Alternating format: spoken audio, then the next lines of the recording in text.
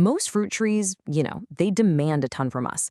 If you want a reliable apple or pear tree, you're usually dealing with complex grafting, highly specialized rootstocks, and frankly, years of meticulous shaping. But what if I told you there's a tree that breaks literally every single one of those rules? A tree that practically wants to multiply itself, requiring absolutely zero grafting?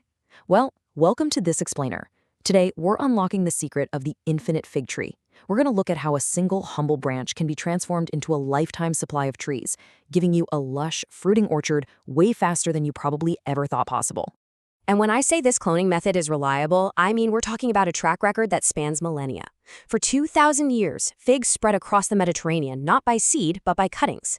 Ancient growers realized that a simple dormant stick clipped from a productive tree would grow into a perfect, genetically identical copy of its parent. Families passed heirlooms down through generations this way. Traders carried these cuttings across oceans and continents. In fact, Roman farmers planted massive, sprawling orchards using this exact same method. And what's truly amazing? The technique they used 2 millennia ago remains completely unchanged today. Okay, let's dive into this. Imagine having just one really fantastic fig tree. It produces delicious fruit, it survives your local climate perfectly, and naturally, you want more of it. Because of this incredible ancient cloning method, that single tree can become 10, then 50, then literally hundreds of true-to-type trees. You aren't rolling the genetic dice like you would with seeds. You're basically hitting copy and paste. And the emotional payoff here is staggering, because with the right strategy, these cloned cuttings can start bearing their own fruit in just 1 to 3 years. To understand why this works so effortlessly, we need to look at the biology. Unlike most other fruit trees that stubbornly refuse to root from a severed branch, figs possess this sort of botanical superpower, adventitious roots. Deep inside the stem, right near the cambium layer under the bark, there are all these dormant cells just waiting for a signal. When they're triggered by warm, moist conditions, they wake up and readily form brand new roots. They don't need a rootstock to survive. They just build a completely new root system entirely from scratch. This brings us right to the core of why anyone, regardless of your gardening experience, can succeed with figs. See, fig stems kind of act like organic batteries. They store massive carbohydrate reserves right there in the wood itself. So when those dormant cells are triggered by warmth and moisture, the cutting already has all the built-in energy it needs to push out roots and sustain itself while a complete new tree forms. No intricate grafting tape, no matching rootstocks. This natural resilience and drive to survive is exactly why even huge commercial orchards still rely on simple cuttings today. And this brilliantly illustrates our 2 main paths to making this happen: hardwood cuttings and softwood cuttings. Think of hardwood cuttings as the dependable backbone of your orchard building. You take them in the winter when the tree is fully dormant. They're durable, they're forgiving, and they are highly reliable even if they're a bit slow. Softwood cuttings, on the other hand, well, that's your rapid expansion engine.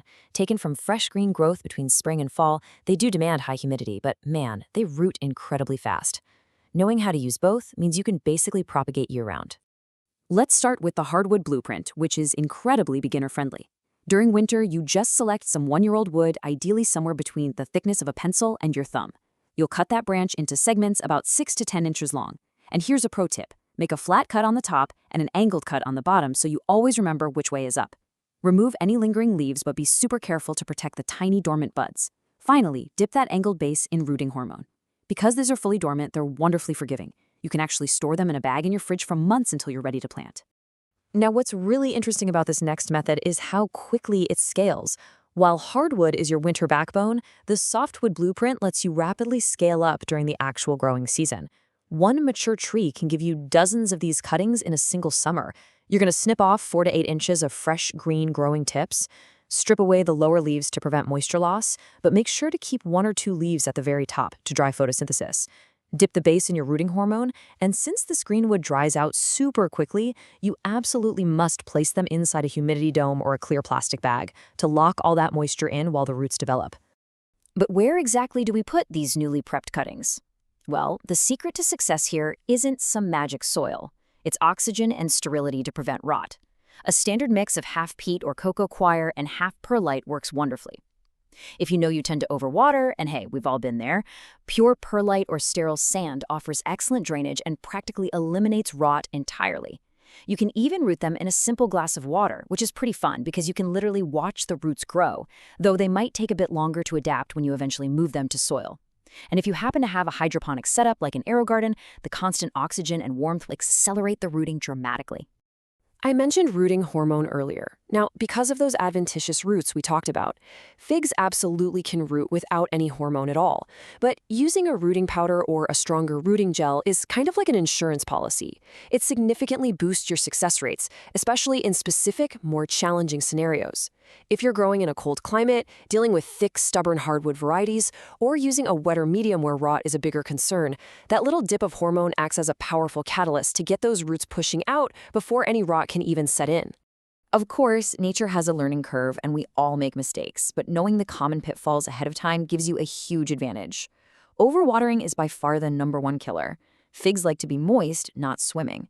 Secondly, roots stall out in cold temps. They really need to be above 21 degrees Celsius or 70 degrees Fahrenheit to thrive. Also, avoid using weak or spindly wood. And once your softwood cuttings finally have roots, slowly ease them off that high humidity so they don't mold. Finally, just be patient. Let a really strong root system develop before you try transplanting them into bigger pots.